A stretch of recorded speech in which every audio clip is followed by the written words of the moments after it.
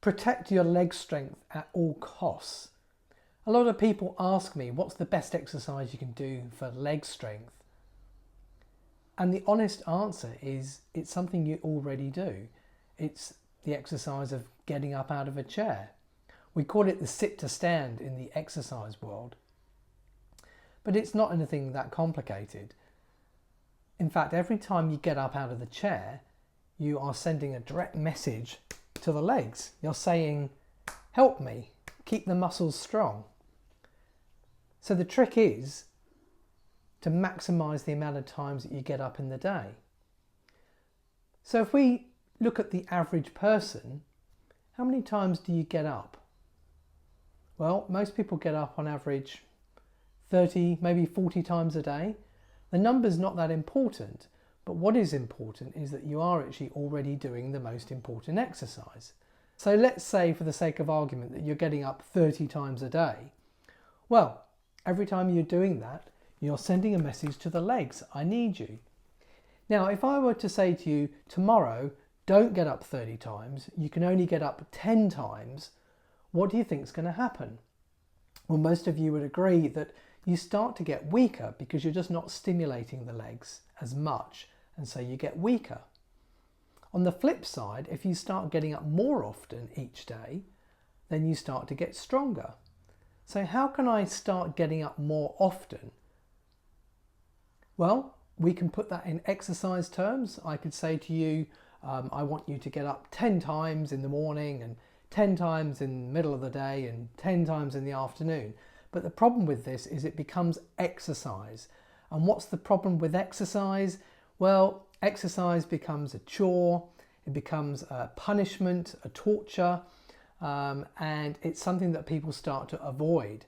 So my philosophy is try to avoid doing exercise and think of it more as a movement that you can do and you're in charge of. So one simple trick to get more exercise into the legs is every time you get up, so let's say you're going to make a cup of tea, next time you get up how you normally would out of the chair, but before you go off to the kitchen to make a cup of tea, sit down again and then get up one more time and go and make a cup of tea or whatever it was you were going to do. The trick here is that you're doubling the amount of times that you get up. So if you were getting up 30 times a day, now you're getting up 60 times a day. It's just a trick.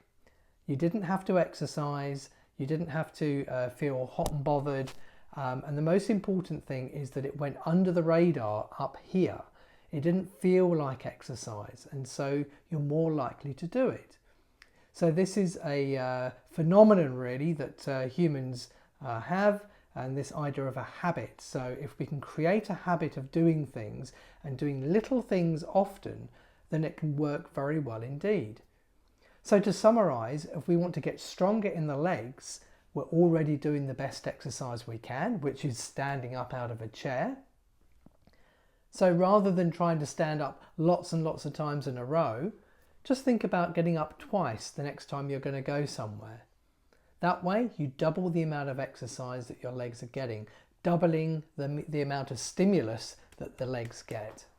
One important thing also to know about the sit to stand exercise is that the most important part of the exercise is actually when you sit down, not when you stand up.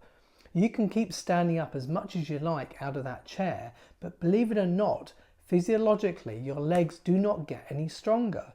In fact, it's only the sitting down part of the exercise that actually makes a big difference and actually grows the muscles for next time. So remember this, because what do we tend to do when we sit down?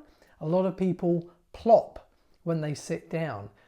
Rather than sitting down with control, they get to the point of no return and then they flop or plop down in their seat. This is a habit thing, we all do it. So this is just one thing now, I'm just planting the seed in your mind. Try to think of controlling that descent when you sit down.